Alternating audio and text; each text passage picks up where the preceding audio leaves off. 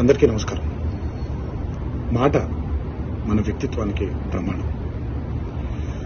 రాజకీయాల్లో విమర్శలు ప్రతి విమర్శలు చాలా సర్వసాధారణం.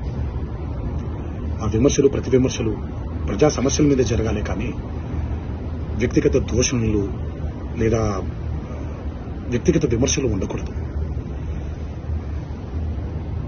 నిన్న అసెంబ్లీలో జరిగినటువంటి ఒక సంఘటన నా మనసును కలిచివేసింది. ఎప్పుడైతే మనం ప్రజా సమస్యల్ని పక్కన పెట్టి వ్యక్తిగత దోషణలకి దిగుతున్నామో, ముఖ్యంగా మన ఆడపడుచుల గురించి పురుష పదజాలంతో మాట్లాడుతున్నామో, అది ఒక అరాచక పరిపాలనకు నాంది పలుకుతుంది. అది తప్పు. స్త్రీ జాతిని గౌరవించడం అనేది, ఆడవాళ్ళని ఆడపడుచుల్ని గౌరవించడం అనేది మన సంస్కృతి. మన నవనాడుల్లో, మన జవజీవాల్లో, మన రక్తంలో ఇమిడిపోయినటువంటి ఒక సంప్రదాయం. మన సంప్రదాయాల్ని రాబోయే తరానికి జాగ్రత్తగా భద్రంగా అప్పచెప్పాలి, కానీ మన సంస్కృతిని కలిచివేసి కాల్చేసి రాబోయే తరానికి ఒక బంగారు బాట వేస్తున్నాం అనుకుంటుంటే అది మన తప్పు. అది మనం చేసే చాలా పెద్ద తప్పు.